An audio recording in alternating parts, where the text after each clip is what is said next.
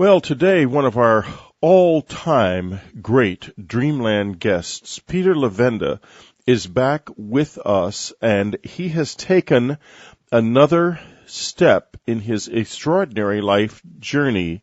He's written a book called Stairway to Heaven, which I consider to be quite terribly important for a number of reasons, which I'm going to get into over the course of this interview. And often Dreamlanders will ask me, yes, it's fascinating. We agree this story about the Kabbalah or about the occult, etc., is terrific. But what do we do? What is it about? How can we do this? How can we achieve ascension?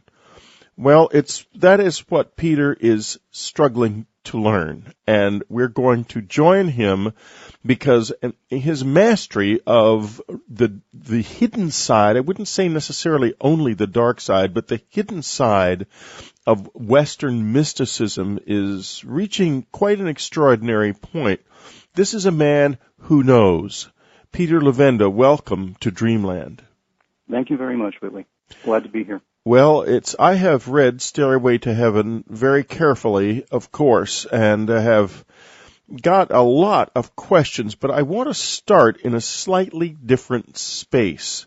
And one of the things that listeners may not know about is your long association with Norman Mailer, whose recent death was such a not an unexpected blow because he was an old man, but nevertheless one of the most interesting minds in the Western creative intellectual traditions has recently perhaps ascended, if one can imagine Norman doing that.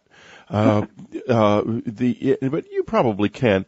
Can you tell us a little bit about your association with Norman Mailer? Because this, in a way, the question comes just at the time he has made this change, died. I think it's appropriate for this show. Well, my association with Norman goes back, back to the 1970s, I guess you'd say.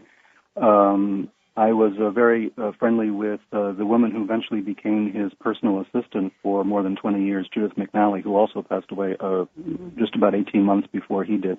Yeah, it was as if they kind of went on the journey together. I was a little worried about you.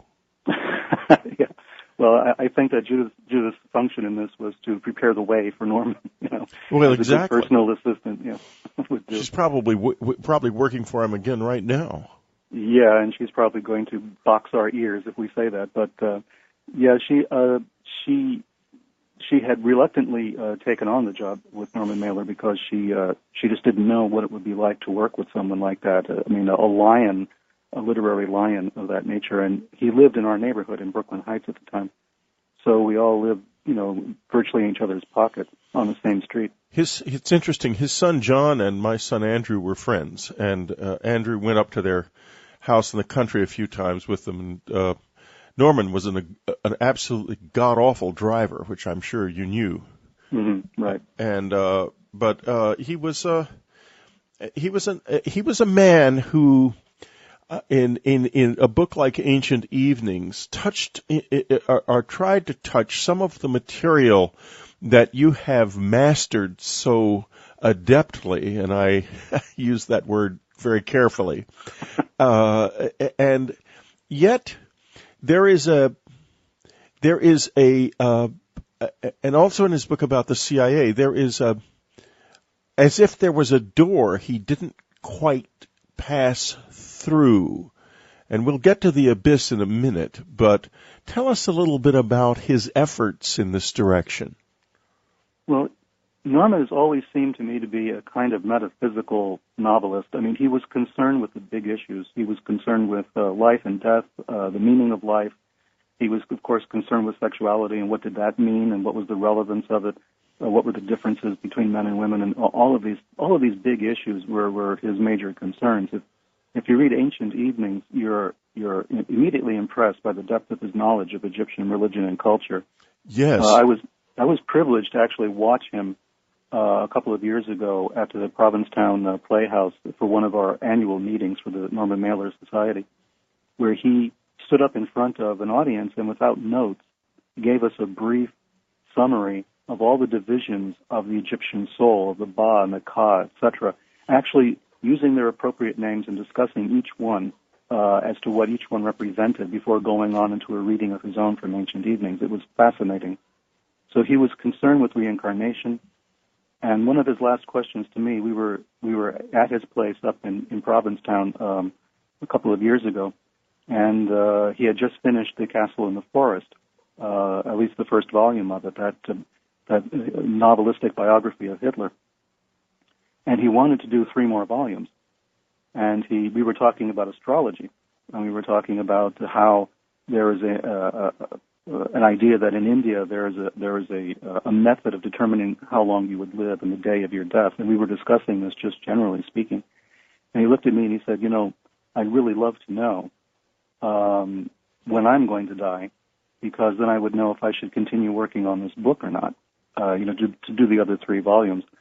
So, it was a very pragmatic kind of an interest, but his interest was always there, and he was fascinated with anything that had to do with metaphysics, with the occult, with the spiritual. An American Dream, I think, one of his novels is full of references like that, of A Fire on the Moon, although it's about the lunar landing, has metaphysical speculation in it.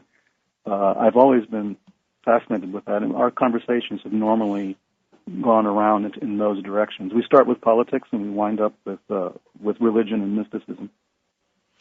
And with this journey that we are all struggling to find our way along, and when you're talking to people in Dreamland, you're talking to other people like yourself who are seriously interested in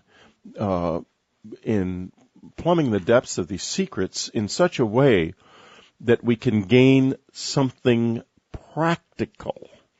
And you speak at one point in the book about the technology of shamanism, and I was very interested in that. And of course, we're talking now about a journey. It is a journey to the stars, an ascension. And that I was most forcefully struck by the universality of this cult on the banks of the Pecos River in South Texas a few years ago, when an old friend of mine, Jimmy Zintgraff, who owned a strip of land along the Pecos, which had been the habitation of an incredibly ancient Indian tribe, very poverty-stricken, and perhaps even a sort of tribe of, if you will, prehistoric monks. And he found one day while out walking what is to this day the most extraordinary piece of rock art ever found in the United States. It's known as the White Shaman. And it is, if you look at it, the journey depicted exactly the same journey that Egyptian religion is about, depicted by this piece of rock art, where the shaman is instructing and illustrating this journey to the stars. Now, what is it, Peter? Is it a distant memory of a lost time when we really could go to the stars?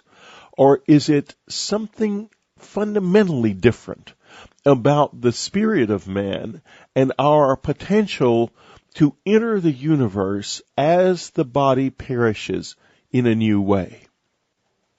Well, that's a very interesting, and the question itself is profound. I remember in this context, Robert Anton Wilson once said that the book of Genesis was not about history, it was a prediction of the future.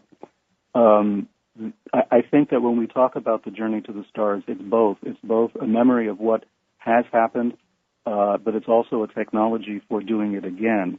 I think that when I talk about the technology of shamanism, I believe it's a technology.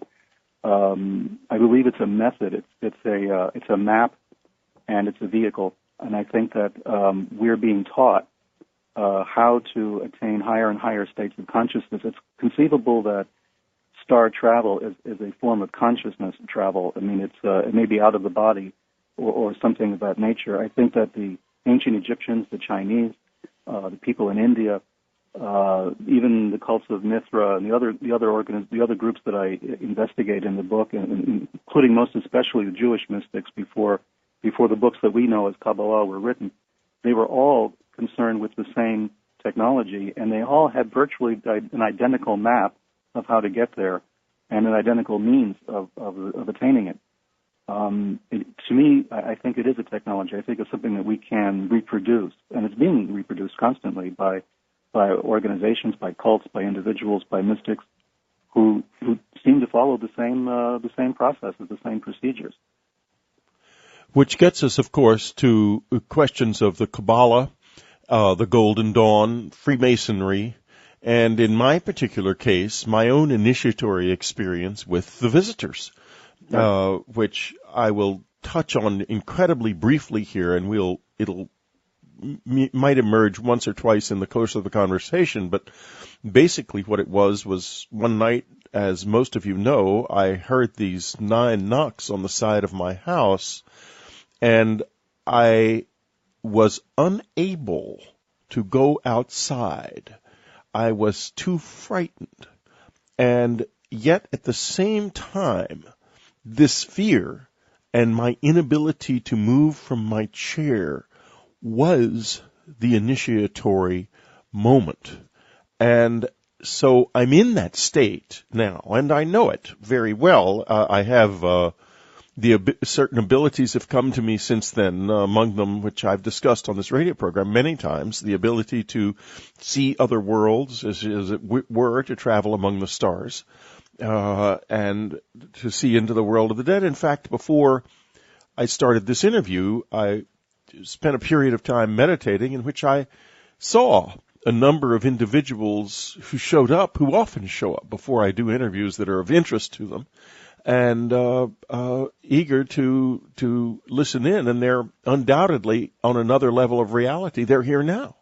So maybe the program's got a broader audience even than it seems, but speaking of audiences, folks, we've got to take a little break, and for you subscribers, don't miss William Henry's continued interview with with Peter Levenda in the subscriber section, where they go deeper in some really most interesting ways that really only William Henry can. We'll be right back. You might mention that Peter's going to be our new host. We're going to run his show. We're back. This is Whitley Strieber. I'm talking to Peter Levenda, his new and very, very important book, Stairway to Heaven: Chinese Alchemists, Jewish Kabbalists, and the Art of Spiritual Transformation. Now, we cannot go another step without delving into the Kabbalah, and rather than talk about its later relationship to such organizations as Golden Dawn, let's talk about its early origins, probably in Egyptian religion, if you will. Well, that's a bone of contention among scholars, of course. But yes, according to the Bible, the Jewish people escaped from Egypt, led by Moses. Moses himself was brought up in an Egyptian household, as we know from the story of Moses and the bulrushes, etc. So Moses was brought up in the home of an Egyptian princess, and therefore was exposed to every form of Egyptian religion. When they were on their way across Sinai, in that famous episode, Aaron had them build a golden calf, and they were worshiping that when Moses had not returned with the tablets of the law. So there is a strong identification of the Jewish people with elements of Egyptian religion. They've even gone so far as to say that maybe Solomon's temple had certain Egyptian motifs, or there were some elements of Egyptian architecture in the temple. So there's a controversy about this, of course, because there isn't a lot of documentary evidence yet. But there is a lot of evidence to show that the Jewish people borrowed also from the Babylonians and Mesopotamians, the Assyrians, in some of their architecture and in some of their beliefs. So there's a definite connection of Jewish religion, especially on the esoteric side, with some of the practices that were taking place in the Middle East around them. They didn't live in a vacuum, so they may have absorbed some of this material and reproduced it. This is one way of looking at why the Kabbalistic practices, or the Jewish mystical practices of the 3rd, 4th, 5th centuries AD have so much in common with something like the Egyptian opening of the mouth ceremony, in which the dead king is baptized, in a sense, anointed with an object that looks very much like the Big Dipper, has no other function in Egyptian life except to touch the lips of the mummy and to enable him to speak, to animate the mummy, to guarantee his ability to move and to see and to breathe in the afterlife. And it's connected with this journey to the stars. In ancient Babylon, they did the same thing to their statues. This was a practice that everybody had, and yet these cultures did not communicate this to each other. So there's the idea that they received this information directly from a third source. This is the thing that I've been trying to trace, because different cultures around the world share much of the same mystical practice. Yes, they do. It's very specific. I mean, it involves 7 gates or 7 stages, 7 palaces, as in the Merkava mysticism of the Jews. There are 7 pathways, 7 portals to go through before you reach the throne at the very end. So we do this in ancient Egypt. It's been done in Babylon. The Jewish mystics did it 2,000 years ago and probably until the present day. They did it in China. The Chinese alchemists have been doing it. It's exactly the same method. It's exactly the same map. It's 7 stars. It's a path up 7 stars to a throne or to an immortal palace at the very end. And this is what's fascinating to me. And, well, before we go on, I want to just bring in, I should have, when I brought up Egyptian mysticism, I should have also brought up the Babylonian connection. Why don't you tell us a little bit about the ziggurats? And that was absolutely fascinating material, and it'll fit into the next, I think your answer will fit into the next question. Well, the ziggurats are a peculiar type of architecture that's known in ancient Babylon, and we're talking thousands of years BC. They're very similar to the Egyptian pyramids, with one major difference, is that the ziggurats were steps. So there were different levels that you walked up to, or the high priest or the king would walk up to these 7 levels. Not all ziggurats were in 7 levels, but some of the more famous ones were. And the 7-layered pyramid, or the 7-storied mountain, as we might call it, was deliberately supposed to be an astral temple, where at the very top of this ziggurat was a small chamber, a small shrine or chapel, you might say, where once a year, on the new year, the Babylonian New Year, the king, who was also the high priest, would go up this 7-layered, 7-stepped pyramid to the very top and then commune with the god. In later years, this was believed to have been a high priestess who was an embodiment of Ishtar, or one of the Babylonian deities, the goddesses. There would be a sacred marriage, a chemical wedding, you might say, at the very top of the ziggurat. It might have taken some other form. But the idea was that the gods from the heavens would descend to this very top of the ziggurat, where the king would meet with the gods of the heavens. And this is something that was duplicated in the temple rituals of the Jews in Solomon's temple, where the high priest of the Jews would, on one day of the year, of the new year, be allowed to go into the Holy of Holies and somehow communicate with God, with the God of the Jews. So we have this idea of a temple, of a sacred area that no one else could go into, and a point of tangence or convergence between the gods and humanity. Now, I want to bring up a kind of a flyer here, and I'm not sure how you will react to it, because it's not mentioned in your book. But I think there is an implicit recognition of its possible importance, and that is the Great Temple Circle around this planet. To be specific, the ritual places, Easter Island, Nazca, Olitatambo, Paratorai, Tassa Niger, and Giza, are all in the same single great circle. In other words, they're all in the same latitude and approximate longitude around the planet. Machu Picchu, Cusco are very close. Siwa is very close in Egypt. And it goes on and on. The Angkor temples in Cambodia and Thailand, all within 1 degree of this circle. It is an extraordinary position. And in particular, the position, it is I think the focal point of it is of course Giza. And then, therefore, we get back to the Nile and to this journey to the stars and to the 7 stars in particular. And there is some kind of a relationship, Peter, that I haven't quite been able to put together between the idea of the journey, the 7 stars, the ascension, and the energy of the earth itself, and a kind of understanding of all of that is essential to being able to take this journey that everyone listening to this show is ready to take. Mm-hmm. Now, does anything come up in you? I mean, I'm really looking for a kind of a free association here that might be a response to the comment I made. Well, as you were talking, the one thing that occurred to me right away was the fact that these 7 stars we're talking about, and I probably should make it clear to the listeners, we're talking about something as mundane as the constellation called the Big Dipper. And the reason why the Big Dipper is so important, it consists of 7 stars, and it revolves endlessly around the pole star. And it's the pole star that's really the focal point of all of this, because to the ancient peoples it appeared as though the entire universe revolved around the pole star. Therefore, the assumption was the throne of God was at the pole star, and these 7 stars were the gates leading up to this pole star.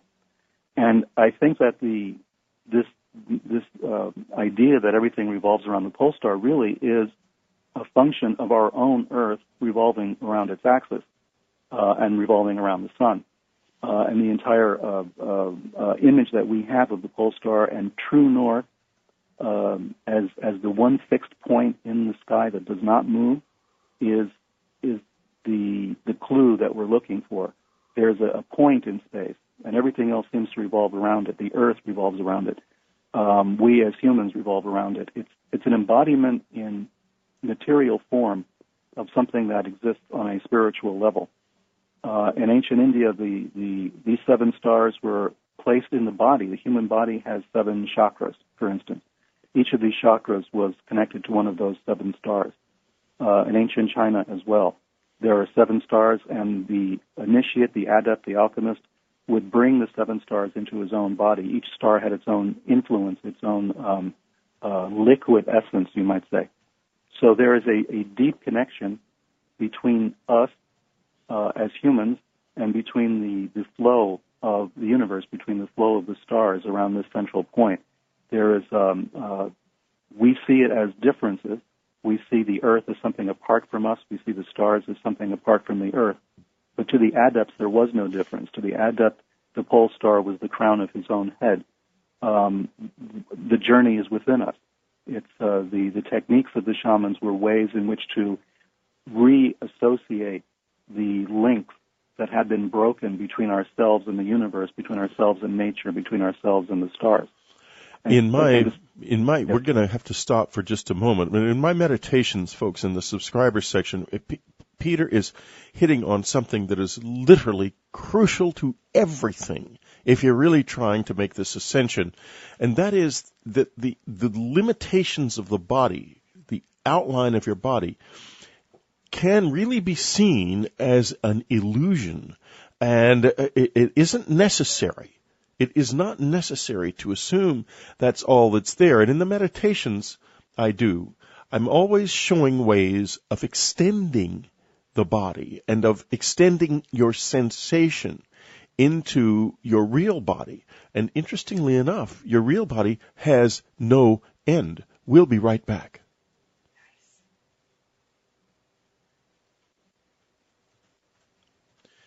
This is Whitley Strieber. We're talking to Peter Levenda, his incredible new book, Stairway to Heaven, Chinese Alchemists, Jewish Kabbalists, and the Art of Spiritual Transformation. And Peter has gone far down the road to actually making use of the technologies of transformation and acquiring the transformative art. And this is it is an art, isn't it, Peter? It is a something something that's learnable in a way. It is. I call it an art of spiritual transformation because it probably shares much more in common with artistic ideas and artistic expressions than anything else. And it's something that you must develop over time. It's a capability that has to be practiced over and over again. Whereas science, if you do the experiment the same way 100 times, you'll always get the same result.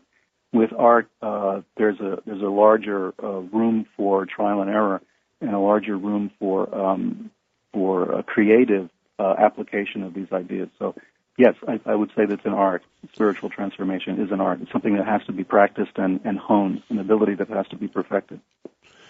And if subscribers don't miss William and Peter's discussion of the power of these stars that we were talking about before the break, it's a very, very important discussion. And now we're going to talk that, though, in relation to that, I want to ask you a question, Peter, about spiritual progress. How can you define, from your experience, spiritual progress? Well, that's yeah. Troubling question, eh? Yes, it is. Well, quite often, those of us who believe that we're making spiritual progress are simply running around in circles. Yes. No pun intended. We've all been there and done that. Yeah.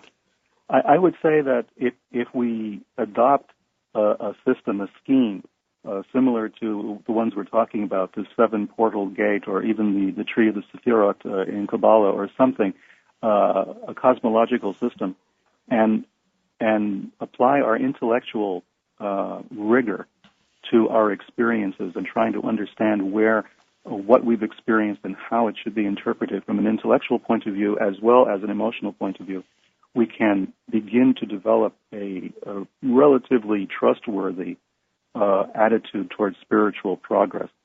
I think part of what involves spiritual progress is just what you've mentioned before the break, this idea that the body has no limits. This is something that has to be experienced rather than a purely intellectual idea. It's something that has to be understood viscerally, that you find this connection, you find this continuum between yourself and the rest of the universe, which is how you're able to make that ascent. You're only able to make it when the boundaries between the body and the spirit become relatively dissolved, where the body gets out of the way of what the spirit wants to do. In the Jewish mystical practices that I've been examining, they do this without the use of drugs, but with the use of prayer, in some cases with the use of weeping. There's a famous Kabbalistic scholar, Moishe Idel, who talks about this at some length, where crying itself was a kind of a practice to enable one to get into a mystical state. Other cultures have used, of course, hallucinogenic drugs. Others have used drumming, chanting, ritual magic has been used. All different kinds of ways to break down the barriers between the body and the spirit to, as the French poet Rimbaud said, to cause a derangement of the senses, a momentary derangement of the senses, which would allow you to see clearly beyond what the mundane requirements of the body would force you to do. And this was, of course, the initiatory effort at places like Ephesus. Yes. Were about this. Were about, such as at Ephesus, the process of discovering one's own dead body. What happened in the cave in the underground at Ephesus was that the initiate, through the use of chemicals, was anesthetized to his physical body and found in his journey in the darkness an exact replica of himself. Lying dead, and appeared to be dead, and to be alive and dead at the same time. And a lot of people, this initiation was so convincing and so unexpected that any number of people did die, literally, during the initiation. Of course, it could have been that the drugs they were using were a little harsh, but that was a couple of thousand years ago. You never know. In any case, go ahead. No, well, this death and resurrection experience, of course, is something we find in virtually every important mystery cult that we could ever examine, including in the present day among Masonic societies. Fear, as you mentioned a couple of segments ago, you talked about fear as being a prerequisite to this to the experience, and this is something that's very important in every one of these systems that I've explored. Fear is the first emotion to be endured and to be conquered. You're put deliberately in a state of terror. The old Masonic initiations, or the initiations of Mithra and Ephesus, as you mentioned, these were states in which the initiate is deliberately brought into darkness, blindfolded, perhaps bound, brought in at the point of a sword, and is infused with terror. And somehow this point of terror is a prerequisite. Even in the Jewish mystical practices that I've looked at, there is a stage at which terror is a factor that has to be gone through, experienced, and transcended. So the death and resurrection thing, I mean, goes right back to the Egyptian mysteries, goes right back to the Osiris, to the mummification process, the idea that in order to attain communication with the stars, you have to go through a death and resurrection experience. It's very profound in so many cultures around the world that have had no contact with each other. No physical contact. Right. But in the world in which I suspect you live, in which I certainly live, there's plenty of contact. It's easy. For example, there are certain people in this world, certain people in Brazil, in Haiti, in any number of different places, who it's in New York City, who it's quite easy to contact because they are very active and alive in this other level of consciousness, and they're really there.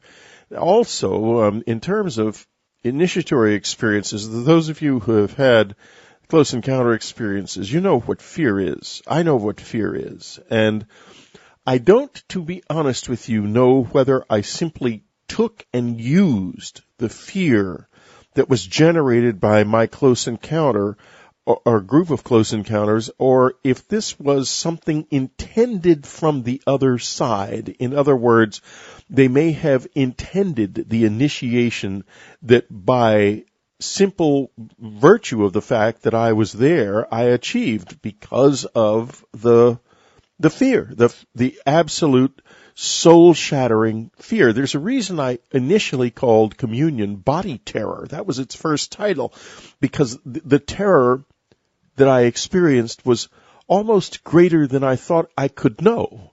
Now, this gets me to Aleister Crowley by a circuitous route. Wow. Yes. Okay. Now, but here's why. On page 177 of the book, you mention something extraordinarily interesting about this strange and quite dangerous but important man. That is, he believed that it was possible to cross the abyss that the Kabbalists said was the end of the journey for man, but only if one had completely dissolved one's ego, personality, or any other identifying characteristic. Of course, the mere effort to make the journey means that the ego is in some way being preserved by the desire to do so. So, it's a little like running for president, yeah. Yeah, exactly. So, but we have to ask ourselves, tell us first a little bit about Crowley's importance, and I want to now go back, if I don't mind, and we're going to skip the final break because we don't have time for a break in this show, another break. Anyway, we'll just go straight through to the end. So, for goodness sake, subscribe to Unknown Country or buy things there, because it all falls apart if you don't. Especially subscribe, because if you're really on this journey and you're serious about it, then do the meditations. They're quite real, and they do work, as you will find from other meditators in the groups that are there. In any case, Crowley, tell us a little bit about Crowley's influence on the occultists of Germany, and perhaps you might also bring in Madame Blavatsky as well. Wow. Okay. Where do I begin? Well, Madame Blavatsky, of course, was probably the person who jump-started a lot of this in the West. The idea of the New Age was, you can trace it right back to Madame Blavatsky and the Theosophical Society, and her writings, The Secret Doctrine and Isis Unveiled, in which she tried to give an overall view of the entire world's history from a spiritual perspective. It was very complicated. There's a lot of rumors, of course. There's a lot of evidence that she may have plagiarized some of her material from other books, but be that as it may, she put together an interlocking system, a cosmological system that really gave the impetus for a lot of other groups that came out of the Theosophical Society. One of these that was set up sort of as a practical, magical organization was the Golden Dawn, a British secret society formed by a bunch of former members of the Rosicrucian Society of England, SRIA. And out of that, Golden Dawn, which was a very serious cult society based on the Kabbalah for the most part, but also involving aspects of Egyptian religion and Rosicrucian concepts and alchemy. We have Aleister Crowley. Aleister Crowley was a member of that group, went through all of the degrees very quickly, and eventually decided to push himself across the abyss. According to the Golden Dawn, you could only attain a certain level as a human being, as someone in the body. You could only attain a certain level of enlightenment and spiritual accomplishment. Anything past that could not be bestowed by other human beings. In other words, in the Golden Dawn, you were initiated by a human being, by someone. To go beyond a certain level, there were no human beings alive who could initiate you, because the initiations were so high, were so complex, that it was impossible. Now, this issue of complexity kind of bothers me. The Golden Dawn, what I know of it, is that it is extremely complex. Why? I think they were trying to satisfy the desire for people in the West to have an intellectual response to all of this. They needed the intellectuality, the idea that they were doing something for a reason, and everything that they did could be identified and explained. I think part of it was they were very afraid of having spiritual experiences of such a strong nature that individuals would eventually claim to be saints or gods or ascended masters or something, and that by using the intellectual apparatus, you could sort of bring it down a few notches and do a lot of intellectualizing about where you had been, what you had experienced, put it on a map, and say, okay, I was over here, and that's why I felt this way. It was a way of controlling the experience. Do you know what I mean? So the complexity was a net. I'm not sure it's very controllable. I mean, one gets to the point of Kundalini eventually. Right. And there's no sense of control there at all. Right. But if you're doing Kundalini, at least you're going to have a master who understands what you've gone through and can somehow provide some advice or provide a context for what you're experiencing, probably. And I think the Golden Dawn was trying to do that using Kabbalah as the master, this intellectual system as the master, and say, we're going to relate everything to this. If we can explain it in this context, we'll be safe. I wonder if we need masters in the human world. I think that we have access, maybe they didn't then, but we certainly do now, to masters in, like the Greys. Many of the Greys are really masters. And we have access to our own dead, many of whom are masters and who will work with us. I'm not so sure that, like I wouldn't think it would be necessary to have a human master personally. Well, you know me, Whitley. I'm very suspicious of human masters. Yeah, me too. I've written at length about that, yes. The dangers of that. So I'm also very, very suspicious of anyone who sets himself up as a master. Who sets themselves up that way, who absolutely promotes themselves as a master. Yeah. We're all students here in this level. Mm-hmm. Right, exactly.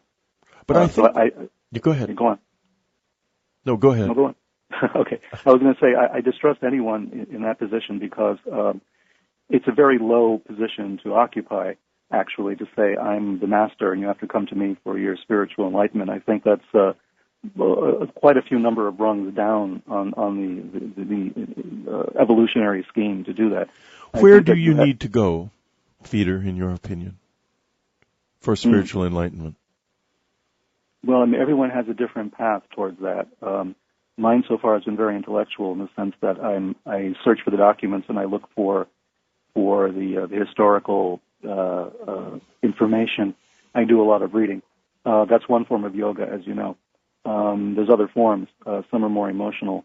It depends on your own personality how you approach this material.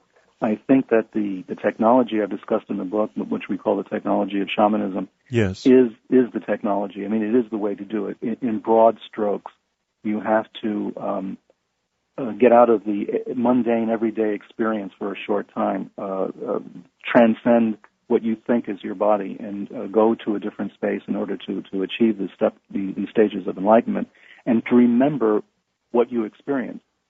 I think it's extremely important to write this down somewhere or to have some record of what you've experienced, because it will provide you later with motivation to do it again and to compare your experiences one against the other. In that case, you won't need a master. I mean, Israel Regardi, who wrote that massive volume, The Golden Dawn, which was really printing all the Golden Dawn rituals that were secret, did it for the specific purpose that people could, on their own, without masters, use a system and achieve their own spiritual enlightenment. And exactly, their own spiritual enlightenment. So it's a very personal journey.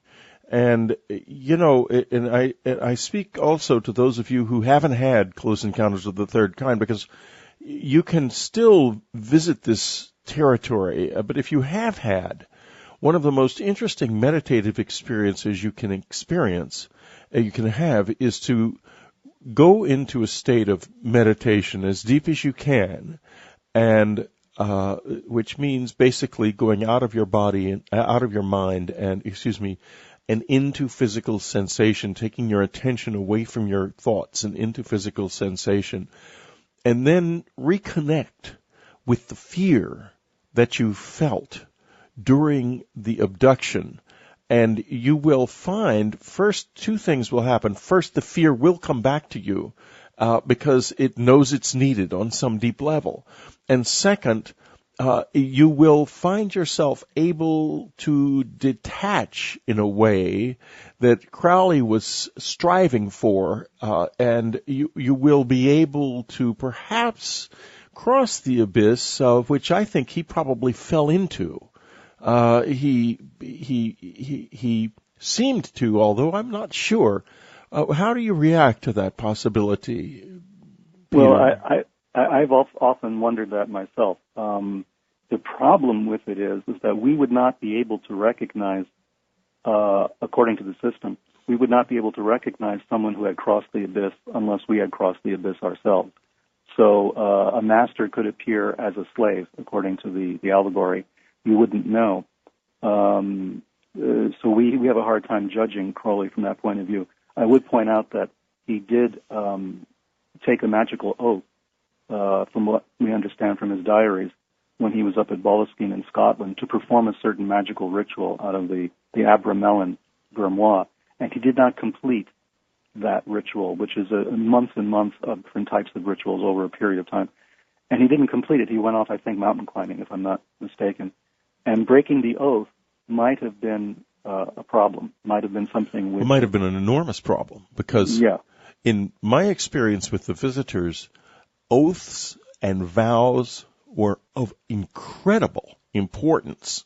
The things that they explored most intensively in their journey with me through my own moral life was the quality and the fidelity with which I had kept the oaths that I had made.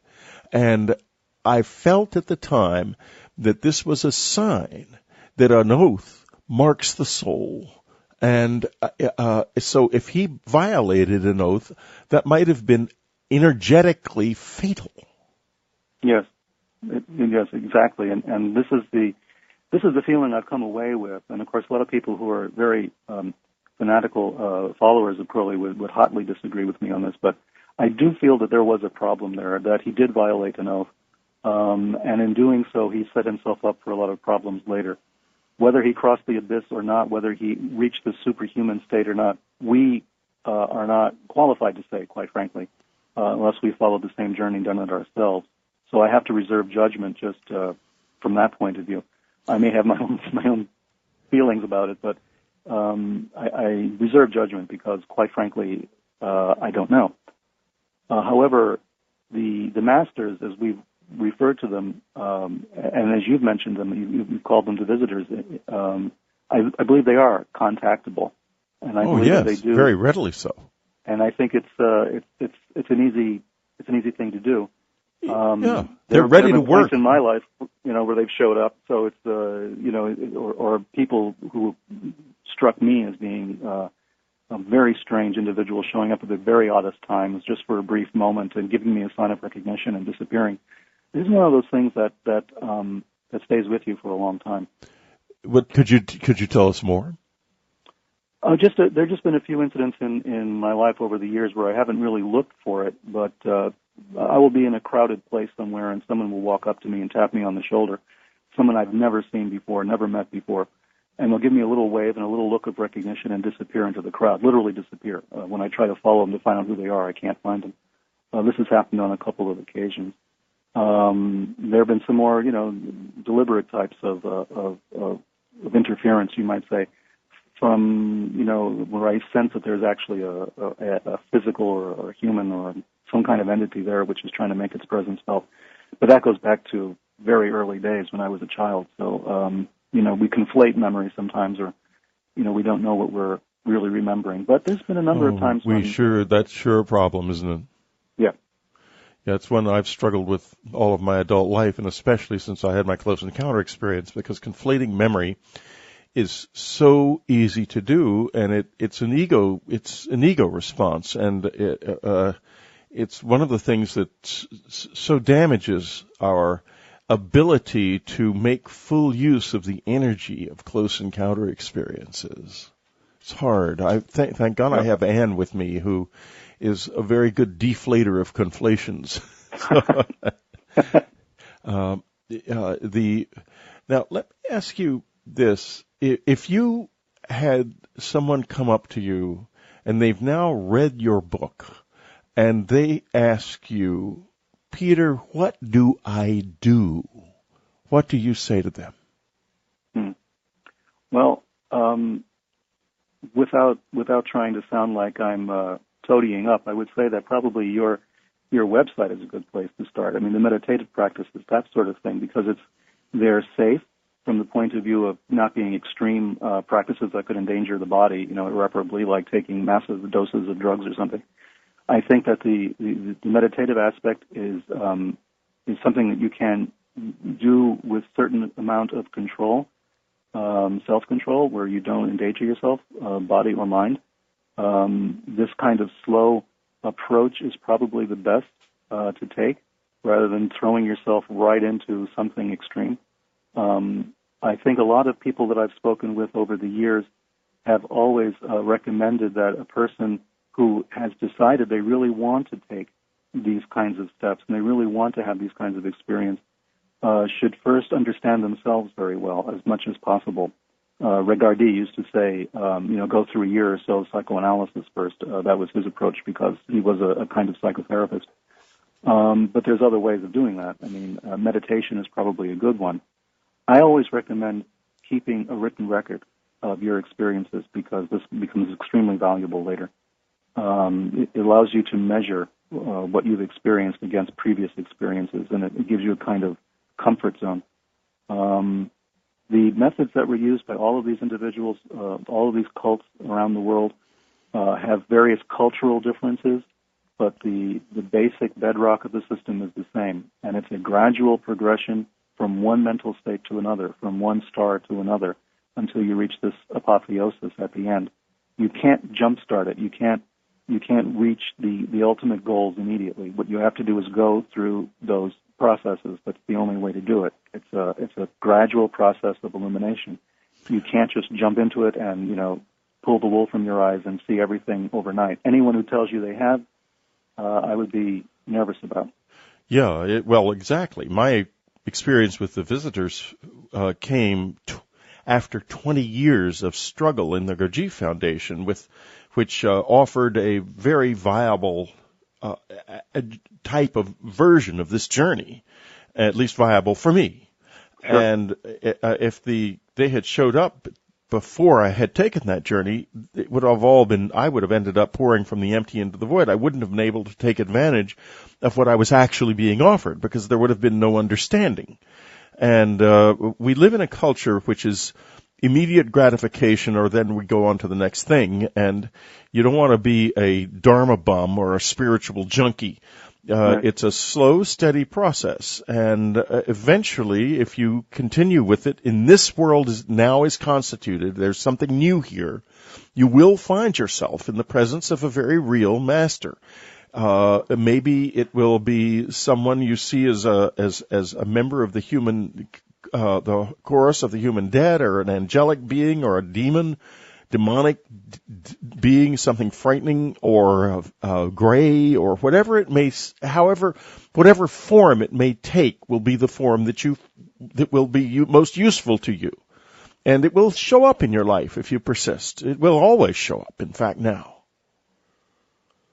There's a change. It wasn't like that. I think it was like that in distant times, and the journey of the ziggurat that you refer to in the book, and the king moving slowly from level to level up the 7 different colored levels of the ziggurat, it was a very extraordinary thing for me. And I wanted to ask you, we're getting close to the end of the show. Do we know what the colors were? Each of the 7 levels of this ziggurat was a different color. Do we know what those colors were? I believe we do. I think that at least one of the ziggurats that had been uncovered still had the facings of the different colors on it.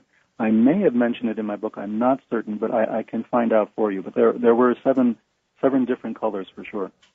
Well, listeners, make it your business to find out what those 7 colors were, because each color represents a different vibratory level of the human soul. And if you take those colors into your meditative process and meditate on them in succession, you will be climbing the ziggurat of the 7 stars. And we can't get you any closer than this. I want to thank Peter Levenda very, very much for being with us. His new book, Stairway to Heaven, and what a book. Chinese alchemists, Jewish Kabbalists, and the art of spiritual transformation. Yes, you can. Next up on Dreamland, Linda Moulton Howe.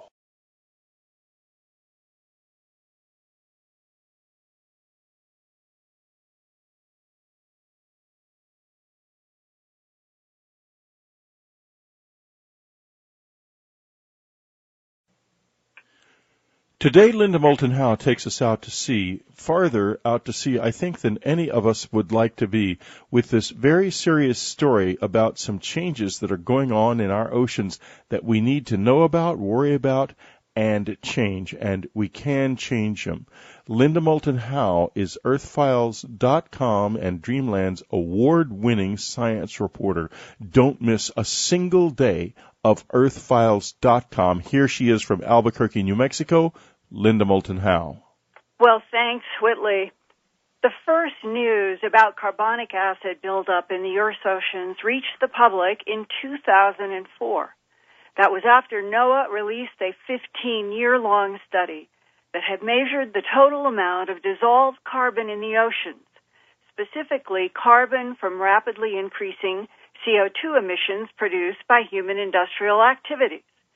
The startling finding was that between the year 1800, the beginning of the industrial age, and the year 1994, the world's oceans absorbed more than half of all the CO2 that had been released from burning fossil fuels in cement manufacturing, according to scientists. The problem is that when water absorbs carbon dioxide, the result is carbonic acid. Carbonic acid can dissolve away the calcium carbonate shells of marine animals such as shellfish, oysters, clams, small pteropod snails, and even some species of plankton. When I did my first EarthFiles.com report about the acidification of the world's oceans, computer models were projecting that ocean acidity might seriously increase by 30% by the end of the 21st century, 90 years from now. But the Earth is changing much faster than computer models can keep up with. A new study published in the June 2008 journal Science shows that ocean water along the Pacific coastline is already 30% more acidic than normal, much to the astonishment of the scientists sampling water and producing the data. Global ocean currents make the Pacific Northwest coastal ecosystems particularly vulnerable to acidification effects. And this is part of the problem. It is a phenomenon called ocean water upwelling. In simple terms, out in the open ocean, let's say the water 25 years ago was absorbing CO2 from the atmosphere then, and then that water sinks. Layers upon layers of water sinking year after year, containing carbon dioxide that it absorbed from the atmosphere, ultimately reaches the coast. That deeper water wells up to the surface and releases its carbon dioxide. As CO2 has increased in the Earth's atmosphere each year, that means each layer of upwelling ocean water that has stored an increasing amount of carbon dioxide as well. So when it rises, it releases ever-increasing amounts of CO2, reflected by the increasing amounts of CO2 in the atmosphere each year. And the current data shows that carbonic acid levels are now higher only 4 miles from the Pacific coastline. What does all the increasing carbonic acid do to marine life? Well, the geochemists and the ecologists are now coming together. And first, we're going to hear from Professor Burke Hales, oceanographer and one of the co-authors on the Science Journal study. He has worked at Oregon State University in Corvallis the past 10 years after receiving his PhD in oceanography from the University of Washington. What we did is we showed that there are acidity levels that are potentially corrosive to these animals at the surface water today. In fact, the computer models did not have this kind of acidity and this size occurring until the end of the 21st century, correct? Those were for the open ocean. That's correct.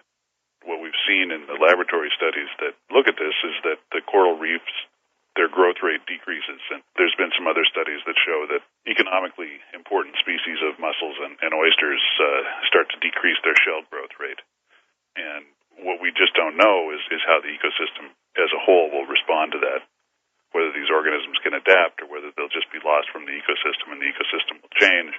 We just don't know that. What other life forms that we really need in the food chain are affected by carbonic acid? Essentially anything that makes a carbonate-based shell, whether it be calcium carbonate or magnesium carbonate, those organisms are going to be sensitive to ocean acidification. And those are not limited to just corals and clams and mussels and oysters and barnacles. A number of planktonic organisms make calcium carbonate shells, and so these are things that are very low in the food chain. There have been some other studies that suggest that maybe some forms of plankton do better in a high carbon dioxide world than in a low carbon dioxide world. So we don't really know how this is going to change things in terms of the total number of plankton or the total amount of biomass. What is fairly clear is that there will be changes in the food web structure. One example is that there's been some studies that suggest that jellyfish do very well in a low pH, high carbon dioxide world. And, so it may be that rather than there being widespread mortality in the ocean, we change the system from one that, for example, has a much higher proportion of jellyfish in the food web. We lose salmon and we gain jellyfish. Well, yeah. Were you shocked at what you found? Yeah, we don't know. We don't know exactly how the ecosystem is going to respond. Most of the laboratory studies, which again aren't perfect reproductions of the conditions that we're going to experience, but most of them have suggested that there will be negative impacts on the food web as we know it. And whether that means things are going to get a lot worse or things are going to be different but maybe not worse, We just don't know yet. We haven't done that study. Is there data suggesting that clams and oysters won't be able to survive at all? No, there isn't data that suggests that yet. There's data that suggests that they do worse when things get more acidic, but as to whether or not they won't survive at all, we just don't know. We know it will hurt their survival. We don't know the extent of it. We know that in laboratory experiments, when you change the conditions, they don't do well. What we don't understand is whether or not they have adaptation strategies, or if a little bit of acidification makes them more vulnerable to predators, for example. It's very possible that an oyster, in the absence of predators, could live just fine with a thinner shell. On the other hand, the things that like to eat oysters probably are going to do much better in breaking down their shells and getting to them. If I'm understanding you, there is no way that humans could stop the carbonic acid buildup in the Pacific Ocean now. That we have a process that is now going to have to play itself out through all of these stages of upwellings over the last 50 years that are going to be releasing. True. If we stopped anthropogenic carbon dioxide, or if we stopped carbon dioxide increase in the atmosphere immediately, we would find out that the upwelled waters would increase in their acidity for 50 years, even if we stopped what was happening now. There are a number of suggestions about what you might be able to do to mitigate this. Putting sodium carbonate into the ocean, which is a basic mineral that could dissolve and neutralize some of this acid. The notion that we can reverse engineer this is probably a little far-fetched right now. Do you have information about what the downside would be in trying to neutralize the carbonic acid? Well, in the first place, it's energetically a very difficult thing to do, right? I mean, if you're talking about making a bunch of soda lime or sodium carbonate, that takes a bunch of energy. And if you're talking about steaming out in the ocean with ships and getting this stuff distributed broadly enough and to the right depths, that takes a bunch of energy. In the process of doing this, you've generated a lot more carbon dioxide, which is ultimately going to dissolve into the ocean and increase the acidity. And if there are 525 billion tons of absorbed greenhouse gases that have produced the carbonic acid, to neutralize that at current levels would take a huge amount. So what you're saying is that we are now in a squeeze play in forces where we're trying to slow down the release of CO2, methane, and other greenhouse gases, but to counteract that takes energy that is contributing to the same problem. Exactly. What a world. Yeah. What do you worry about the most? Oh, well, we've set something in motion that we don't have a very good regulatory control over, and that definitely is a concern. I know that for zoologists and botanists, they project we will see on land an increase in roaches and rats and weeds. Well, the jellyfish is a good analogy there, too. Because if the oceans fill up with jellyfish, then what will happen to the domino effect in the food chain? If the jellyfish are favored, they're going to have to displace something else from the food web. What eats jellyfish? Oh, sea turtles, big giant sunfish. But all of the great marine life that we have depended upon for thousands of years for subsistence, not only on the human level, but all of the other food chain web, it is going to decline while things like jellyfish will increase. With what we know now, things don't look good. We don't have a sense for how adaptive the system is. What we don't know is if these organisms can shift from more soluble forms of calcium carbonate shells to less soluble forms of calcium carbonate shells, or if they can live fine with smaller or less massive shells, or if there's an organism that will take over their spot in the food web that won't result in as negative a response as we might think. Those things we really don't have a good handle on. The implications of your geochemistry work on this carbonic acid imply there will be a lot of death and possibly extinctions of marine life. Well, what we're seeing conditions in the ocean that people have done laboratory studies that showed negative impacts at these levels. And yes, those are the conclusions you would draw from that. We've had a lot of publicity off our coast about some low oxygen conditions that occur in our region. And the reason that you have low oxygen conditions is because of decomposition of organic matter, which consumes oxygen and produces carbon dioxide, which then, of course, decreases the pH and makes the waters more corrosive. There's been some suggestion that these dead zones off our coasts are actually increasing in frequency and intensity, and that those may be related to changes in wind patterns and circulation patterns that may be related to climate change. And so what's happening is that a hypoxic event or a dead zone will worsen the ocean acidity problem. And if those things are becoming more frequent, then the ocean acidity problem is going to become worse.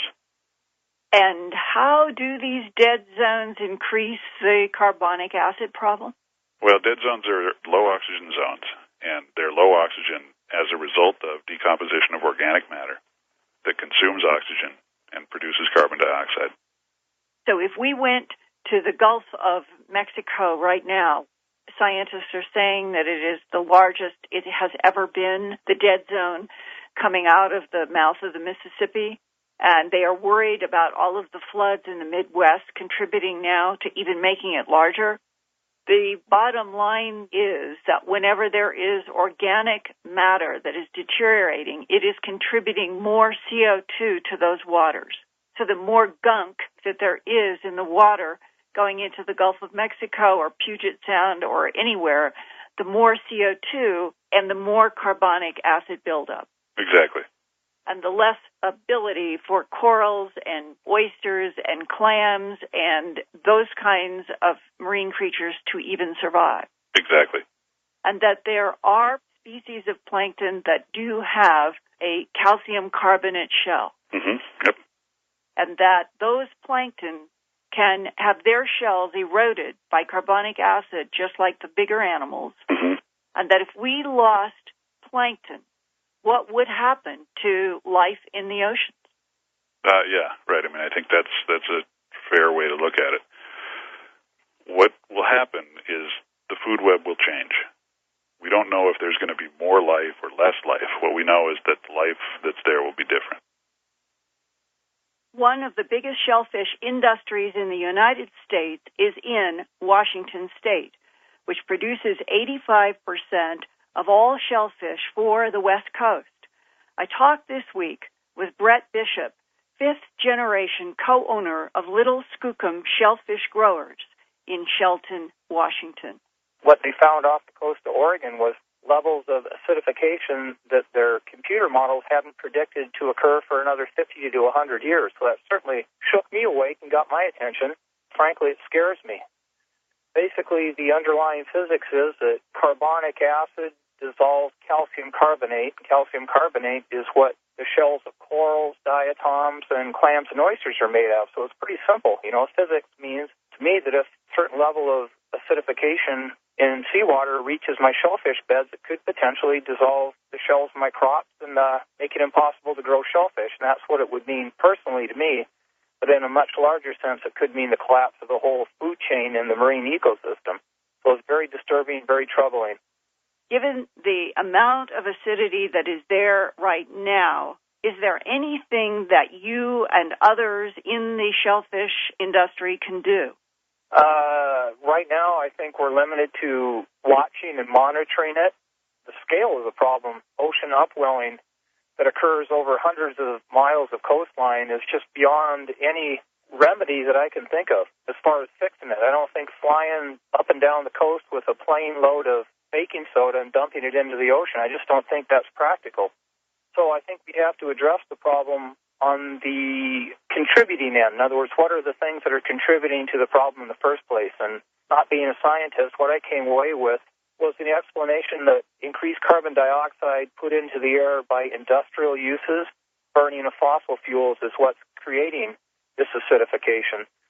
So I think the only thing we could do about it is to try to cut off the supply of atmospheric gases that are contributing to the problem. I don't think we can do anything about the amount of seawater that's already been acidified. I think we're just going to have to weather that storm and try to stop feeding the cycle. The bottom line is that you and others would no longer have an industry in which to earn a living. Right. We'd have a very nice piece of waterfront property that used to be a farm. And in the meantime, we still have a mortgage that needs to be paid. I have 2 teenage sons that think they might want to be shellfish growers when they grow up. All of that is at stake. I'm the 5th generation in my family to grow shellfish and to live on the old homestead, and I always took it for granted that if we did our part and we farmed industriously and we took care of the water quality, that the rest would take care of itself. And then I hear this news about ocean acidification, and what it says to me is that no matter what you do in your own neighborhood, no matter how hard you try or how good you do it, this problem could come in and just wipe you out and you wouldn't have a thing to say about it. It's very humbling. It makes me feel at the mercy of forces larger than I can control or even understand. I think the whole world feels that way now, Whitley. And right now, this summer and next summer, the group of scientists who contributed this particular data to the most recent journal Science are going to go back out and they're going to do a wider spread of measurements, and they're hoping that they can extend this work now to other parts of the planet. But it takes a lot of money, and believe it or not, they do not know what the budget is going to be for any of this work through NOAA in the coming year.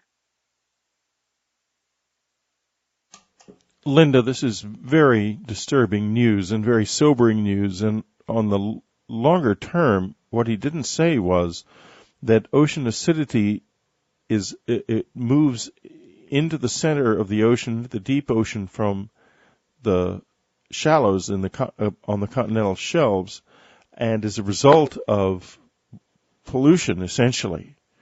And also, if I'm not correct, a result of changes in the atmosphere. Am I right about that, or do you know? As I began the report, you have basically 2 contributing factors. One is what has been happening in atmospheric CO2 and other gas increases since the end of the 19th century. And then you have the oceans, which have absorbed so much CO2. It is at maybe half of all of the CO2 in the last more than 100 years has gone into the ocean. So basically, this is one of those things that is going to happen. And there's no, and it's not just a matter of worrying about not having any more shellfish, and it's a matter of the situation is that it means that the oceans are becoming saturated and unable to absorb carbon dioxide at the rate that they were, does it not? Well, the oceans can absorb a great deal more, but what the flip side of that is, that the more CO2 that is absorbed from an atmosphere that keeps increasing in CO2 means that the ocean waters become more and more acidic. The fact and the life in the oceans, the unlivability of the oceans, the more acidic they become, it extends to more and more different life forms, and it doesn't sound like the ones we'd like to have in the oceans are going to be around, whereas the ones we don't want will proliferate. Right. As the scientists say, on land it will be roaches, rats, and weeds, and in the ocean, those particular creatures that can adapt, ironically, to an increasing acidity are things like jellyfish. And it's like it's turning into a kind of hell. Like the planet is turning into a kind of hell. Well, I'll tell you, we'll call this the thin silver lining, in spite of human destructive consequences. The small silver lining in all of this, in every scientist I've talked to, is nature has always proved to be highly adaptable to changes, and that what not a single human being alive today can know is what will the clams, the shellfish, the oysters, the corals, what will they do to try to adapt to a changing acidic ocean? Will they find some way not only to survive, but perhaps to proliferate? And this we may not know, unfortunately, for another 10 years or more, while scientists are watching the acidity increase, and we will be at the same time in a kind of planet-wide laboratory. What happens to these absolutely crucial life forms as the carbonic acid increases, and nobody yet knows? Wow, Linda, that is a really, really frightening report, and a very important one, folks. And don't miss these reports. Don't miss earthfiles.com. Go every day. Linda, we're going to be together next weekend at the Dreamland Festival, I believe. Yes, I'm really looking forward to it. Yeah, I am too. We have only, I think, 110 people coming.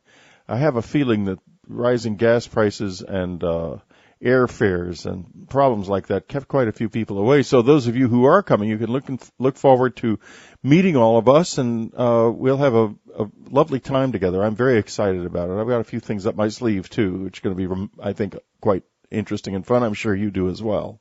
Well, there is so much constantly changing, so much breaking news, and I will both try to present some prepared information that I think is critical and be prepared to talk about whatever is the latest. Yeah, exactly. And next week, folks, on Dreamland, Stanton Friedman will be with us because Dreamland will go on, despite the fact that all of the Dreamland team will be in Nashville. And if you can figure out the magic of how that will happen, it's not too difficult. We're going to pre-record the show. Thank you very much for listening, and come back again next week for Stanton Friedman. For those of you who we will. Well, today, one of our all-time great Dreamland guests, Peter Levenda, is back with us, and he has taken another step in his extraordinary life journey. He's written a book called Stairway to Heaven, which I consider to be quite terribly important for a number of reasons, which I'm going to get into over the course of this interview. And often Dreamlanders will ask me, yes, it's fascinating. We agree this story about the Kabbalah or about the occult, etc., is terrific. But what do we do? What is it about? How can we do this? How can we achieve ascension? Well, that is what Peter is struggling to learn, and we're going to join him because his mastery of the hidden side, I wouldn't say necessarily only the dark side, but the hidden side of Western mysticism is reaching quite an extraordinary point. This is a man who knows. Peter Levenda, welcome to Dreamland. Thank you very much, Whitley. Glad to be here. Well, I have read Stairway to Heaven very carefully, of course, and have got a lot of questions, but I want to start in a slightly different space. And one of the things that listeners may not know about is your long association with Norman Mailer, whose recent death was such a not an unexpected blow because he was an old man, but nevertheless one of the most interesting minds in the Western creative intellectual traditions has recently perhaps ascended, if one can imagine Norman doing that. But you probably can. Can you tell us a little bit about your association with Norman Mailer? Because this, in a way, the question comes just at the time he has made this change, died. I think it's appropriate for this show. Well, my association with Norman goes back, back to the 1970s, I guess you'd say. I was about a journey. It is a journey to the stars, an ascension. And that I was most forcefully struck by the universality of this cult on the banks of the Pecos River in South Texas a few years ago, when an old friend of mine, Jimmy Zintgraff, who owned a piece of strip of land along the Pecos, which had been the habitation of an incredibly ancient Indian tribe, very poverty-stricken, and perhaps even a sort of tribe of, if you will, prehistoric monks. And he found one day while out walking what is to this day the most extraordinary piece of rock art ever found in the United States. It's known as the White Shaman. And it is, if you look at it, the journey depicted exactly the same journey that Egyptian religion is about, depicted by this piece of rock art, where the shaman is instructing and illustrating this journey to the stars. Now, what is it, Peter? Is it a distant memory of a lost time when we really could go to the stars? Or is it something fundamentally different about the spirit of man and our potential to enter the universe as the body perishes in a new way? Well, that's a very interesting, and the question itself is profound. I remember in this context, Robert Anton Wilson once said that the book of Genesis was not about history, it was a prediction of the future. I think that when we talk about the journey to the stars, it's both. It's both a memory of what has happened, but it's also a technology for doing it again. I think that when I talk about the technology of shamanism, I believe it is a technology.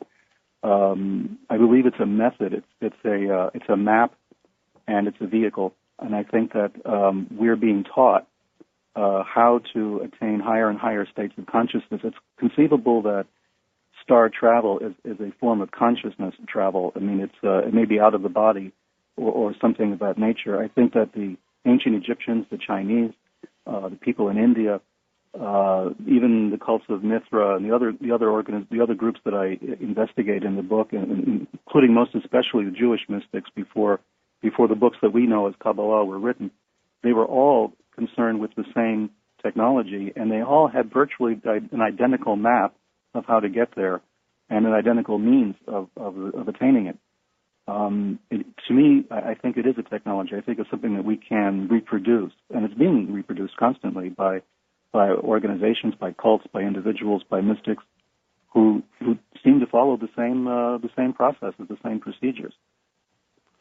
Which gets us, of course, to questions of the Kabbalah, the Golden Dawn, Freemasonry, and in my particular case, my own initiatory experience with the visitors, which I will touch on incredibly briefly here, and it'll might emerge once or twice in the course of the conversation, but basically what it was one night, as most of you know, I heard these 9 knocks on the side of my house, and I was unable to go outside. I was too frightened. And yet at the same time, this fear and my inability to move from my chair was the initiatory moment.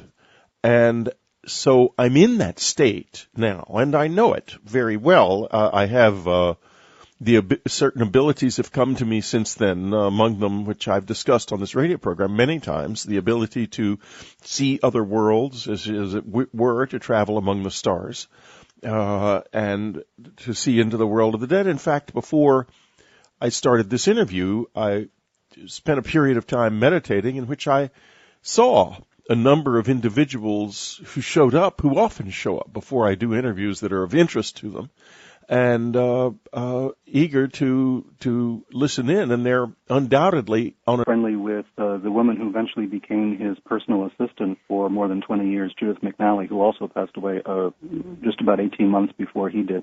Yeah, it was as if they kind of went on the journey together. I was a little worried about you. Yeah. Well, I think that Judith's function in this was to prepare the way for Norman. Well, exactly. His personal assistant. She's probably working for him again right now. Yeah, and she's probably going to box our ears if we say that. But she had reluctantly taken on the job with Norman Mailer because she just didn't know what it would be like to work with someone like that. A literary lion of that nature, and he lived in our neighborhood in Brooklyn Heights at the time. So we all lived virtually in each other's pocket on the same street. It's interesting. His son John and my son Andrew were friends, and Andrew went up to their house in the country a few times with them. And, Norman was an absolutely god-awful driver, which I'm sure you knew. Mm-hmm, right. And but he was a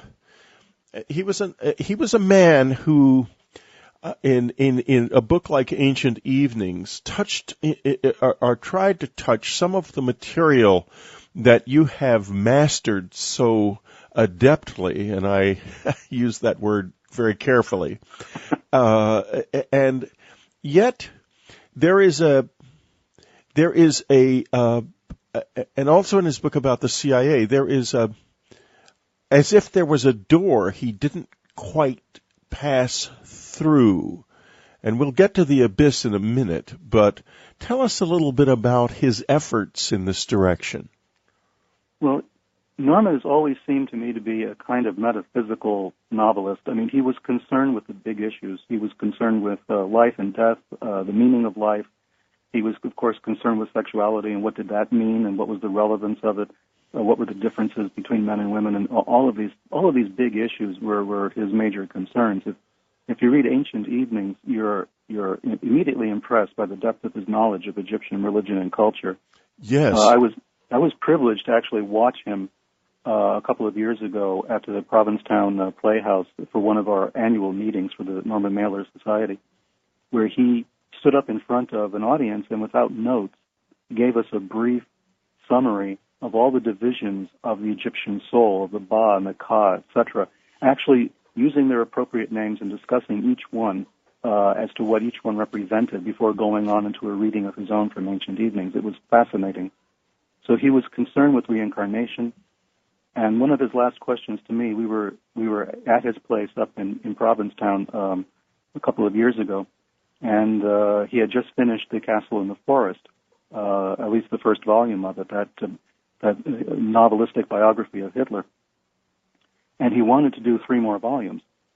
And we were talking about astrology, and we were talking about how there is an idea that in India there is a method of determining how long you would live and the day of your death. And we were discussing this just generally speaking.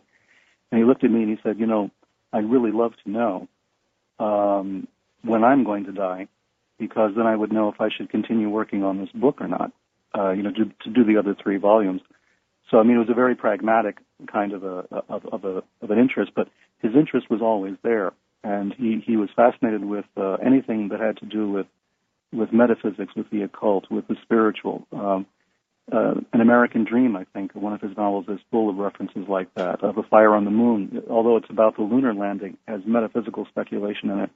I've always been fascinated with that, and our conversations have normally gone around in those directions. We start with politics and we wind up with religion and mysticism.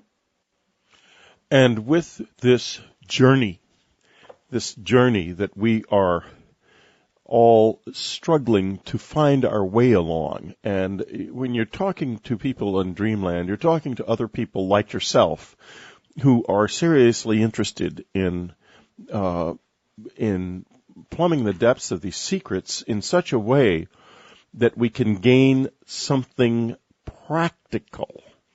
And you speak at one point in the book about the technology of shamanism, and I was very interested in that. And about, of course, we're talking now about